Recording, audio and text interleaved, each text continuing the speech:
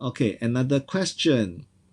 How do you improve speaking skills? I have a 3P strategy. All right, the 3P strategy. Daniel, you ready? The 3P strategy. Yeah, the 3P strategy is you practice, practice, practice.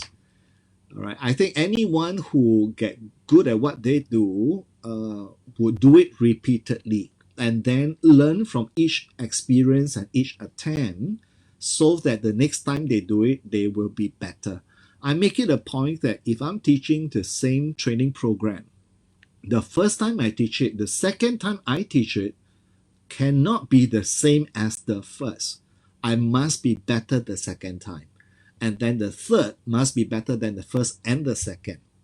And then the fourth must be better than the first, second, and third. And I think you get the picture.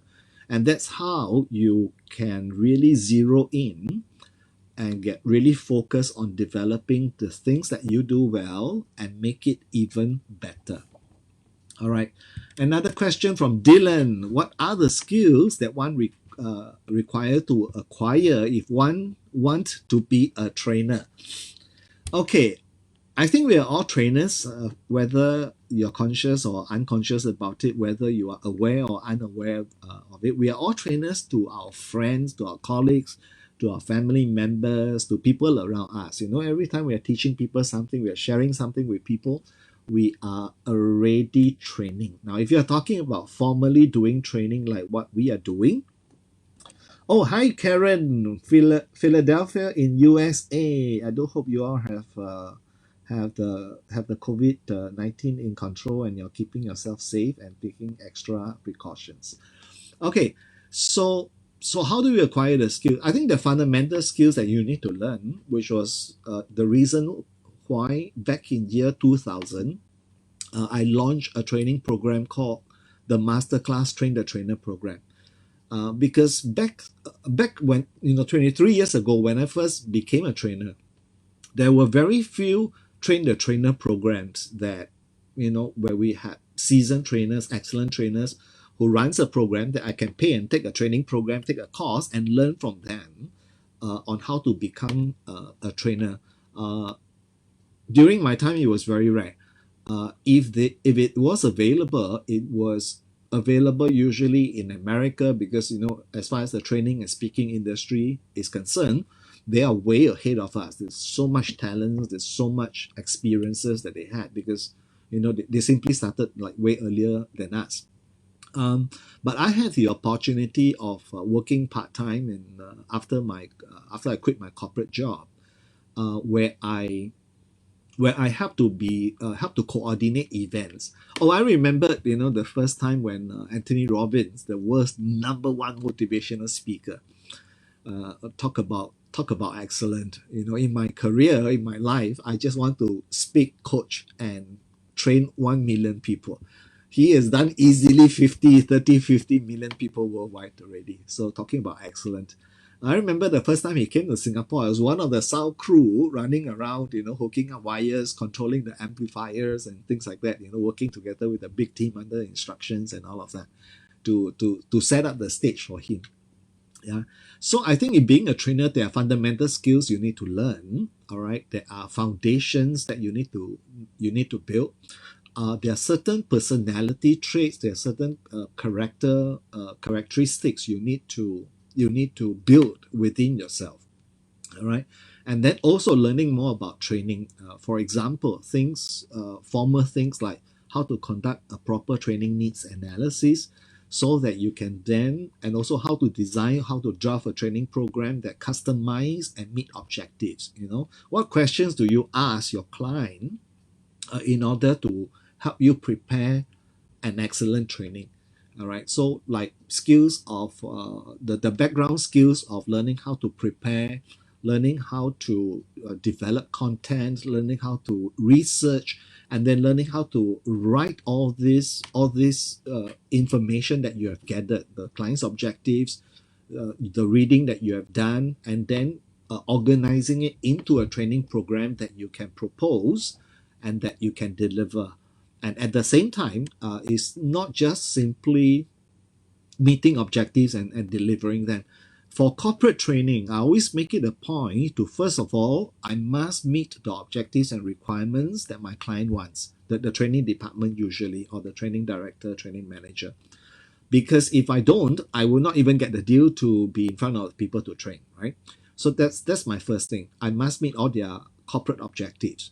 And then the next thing I always think about is, how can I also, while meeting the corporate objectives, fulfill the WIIFM for my participants. All right, WIIFM means what's in it for me, because everyone that comes to the training, for a variety of reasons, okay, people will come to training either because they have to, need to, want to, like to, or love to. In the case of corporate training, there are cases where people came to the training because they have to, because their bosses wanted them to, because companies say you have to, right? And so they came because they have to. Chances are they're already not very happy to be there. So when I plan training, I always plan it such that I will meet the company's objectives, and I will also give something for them individually to take away with, all right, fulfilling their what's in it for me, for them themselves, right? Like the skills I'm going to share, the technique I'm going to share, it's not just going to benefit you at work, all right? Because sure, company needs their ROI, they want their return on investment, all right? But that individuals also walk out fulfilling and achieving something and really learning something valuable for them. Okay, next one. Connecting with audience is one of the skills to be a training.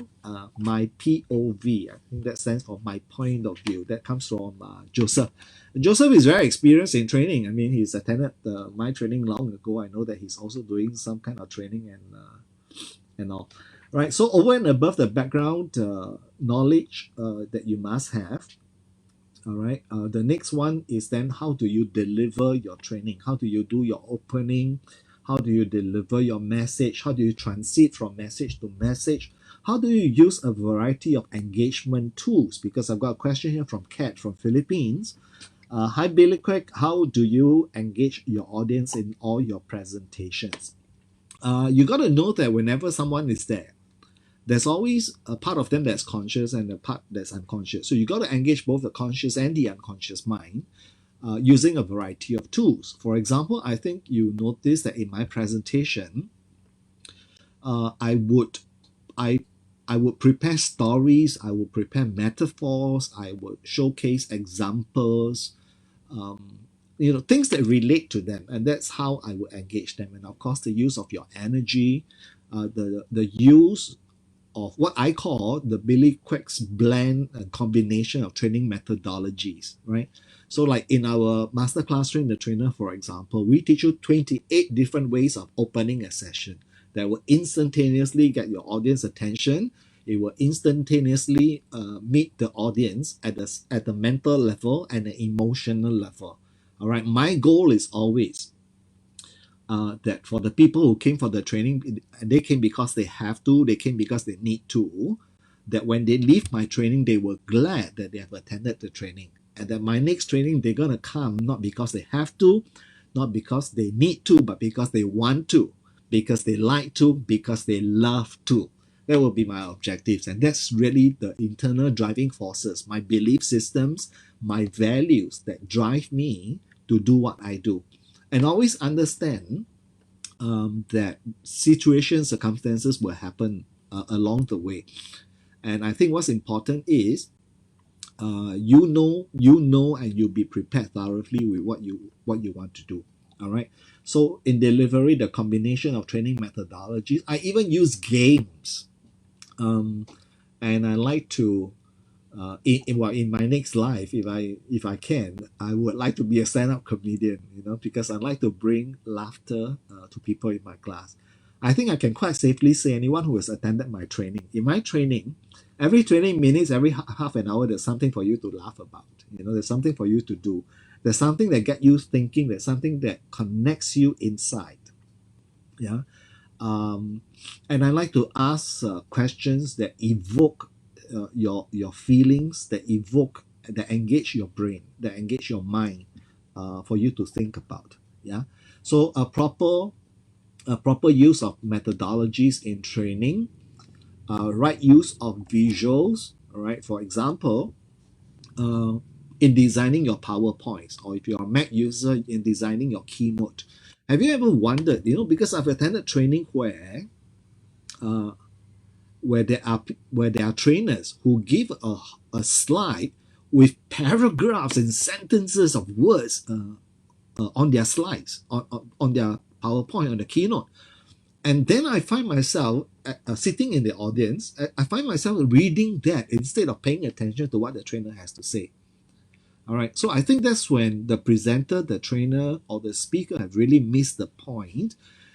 I mean, think about it. Why do Microsoft call it PowerPoints? All right, the slide is meant for you to put in the points that are powerful, and the points, not a whole sentence, not a whole message, all right, not a whole paragraph, all right.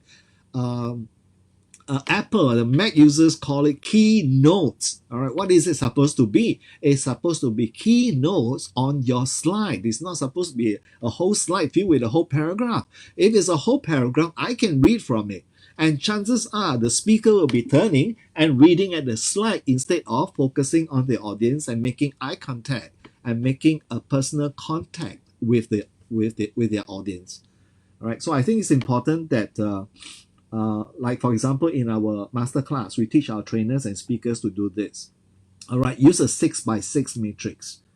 Right. At most, if you have to do something that is very information loaded kind of content, all right, at most do a 8x8 matrix. All right, 6x6 matrix means you have 6 words per line, 6 lines per slide, and not more than that. All right, if you look at my slides and the points that I come up with, I typically don't come up with many points for you to pay attention to. Either that or I will animate them. See what I'm doing?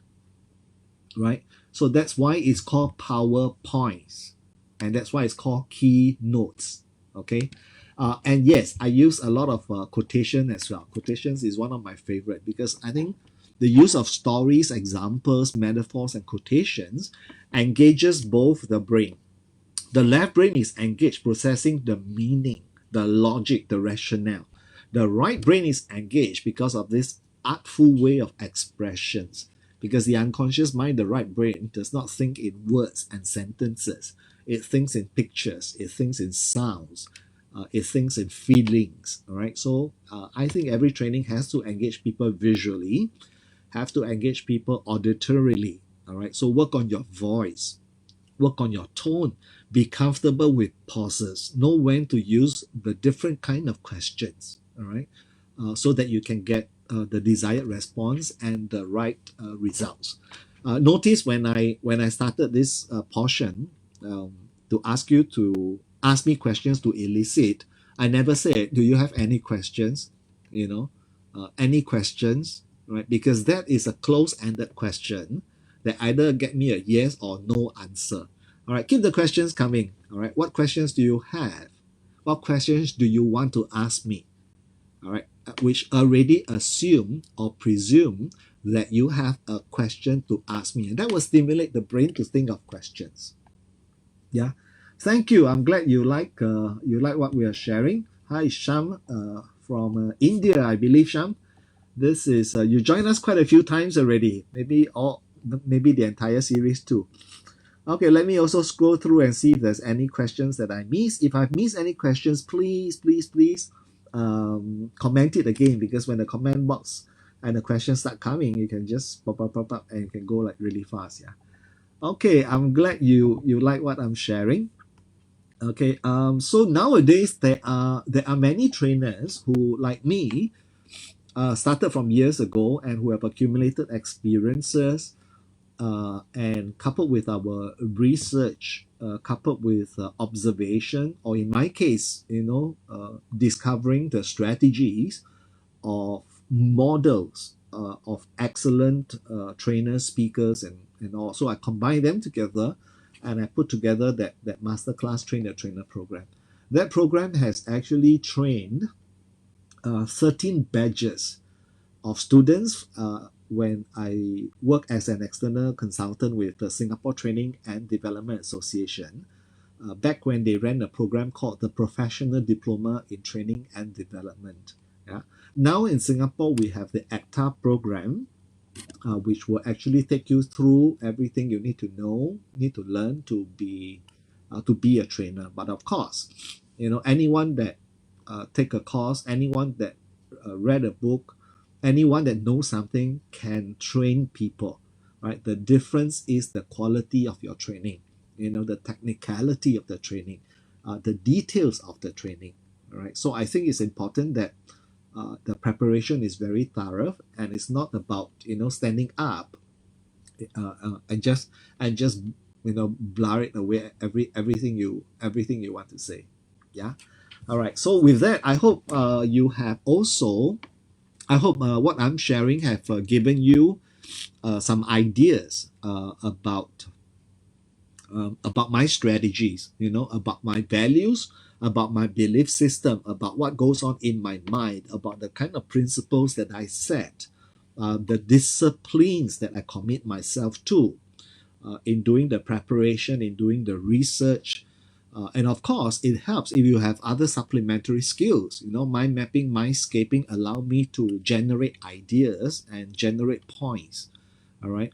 Speed reading allows me to do research very fast. Right. Like I think nowadays, if a client asks me to give them a training proposal, a training outline on any of the soft skills program, of course, I've done this soft skills program before, but they also have their own unique objectives.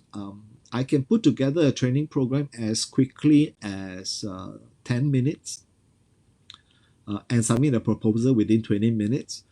There were also cases when it can take me as long as 2 weeks to research more and put more into a training program. Yeah. Sham also shared something very good. First, when we engage with the audience, what's your advice to make them connected nicely? Okay, as I mentioned, there are some strategies that are observed charismatic speakers and trainers use. All right, the art of storytelling, the choice and selection of metaphors, all right, the use of quotations, because they all engage the left and the right brain. Left brain is engaged, once again, processing the logic, processing what is being said, the meaning. The right brain is engaged because those are artful ways of communication. All right. In fact, the use of the metaphor actually would bypass the conscious mind's critical faculty to connect with the unconscious part of the brain. All right. So that's one way you can definitely engage and connect your audience. Yeah. Coupled with, of course, a training is typically a long session of at least 3 hours. We do training up to like 16 days. For master practitioner certification. Recently, we did the online series, yeah, and of course there will still be like 5 days of actual classroom exercises, evaluation and feedback, and assignments and tasking and all that before they get certified. But we've ran 15 virtual sessions, all right, shortest being 4 hours, longest being from 10 to 4. Yeah, just online via Zoom. Imagine if you're physically there. So by comparison, being physically there is so much easier to connect with people. Oh, another thing, I always make it a point to be early. I think as a trainer, you are either early or you're late. There's no such thing as being on time. I remember when I was teaching the students in STADA, as well as our subsequent public runs of the MCT, Masterclass Trainer Program. My trainer programs, I'm glad to say, has trained like thousands of trainers in the Asia Pacific region, and some as far as Canada and Dubai. So going beyond, that's wonderful. Someone to help me reach out to more people, because I always believe there will always be people who I will never get the privilege and the honor to train and share information with them.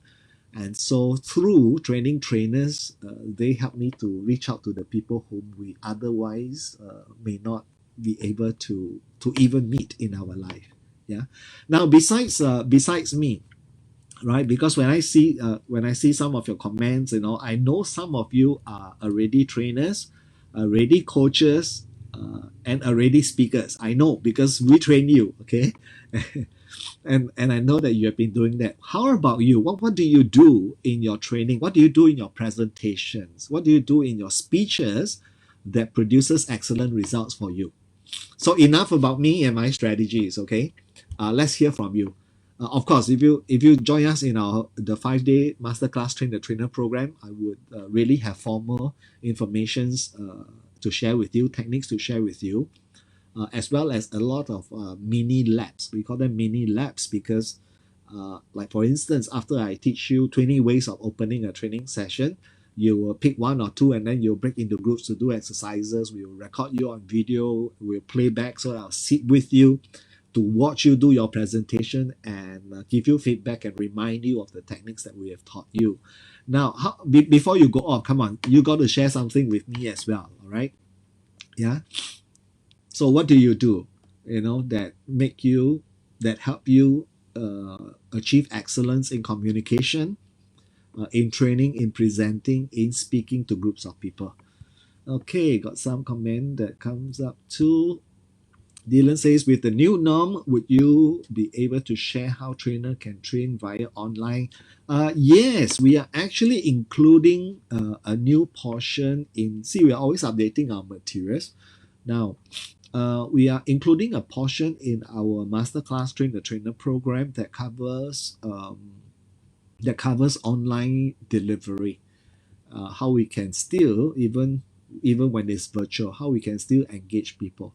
All right, again, because even now our corporate clients, whom I have earlier suggested and proposed doing training online, instead of canceling all the training that we already pre-planned, we now move it online.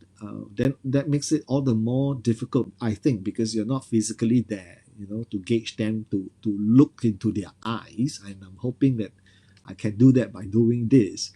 All right. Then I think that requires even more competences, even more resources, and a separate set of skills that are required. Yeah, at the very minimum now, you free your hands, because if you're standing in front of a group of people, they're watching all your non-verbal communication as well. Now your non-verbal communication hands are used, on different gadgets. I got an iPad here, I got a phone here, I got a computer here, that helps me to control. Yeah. Okay. Oh, I'm glad you like it. Excellent refresher. All right. Oh, it's good that you come. Without you, I got nobody to share it to. So please join me.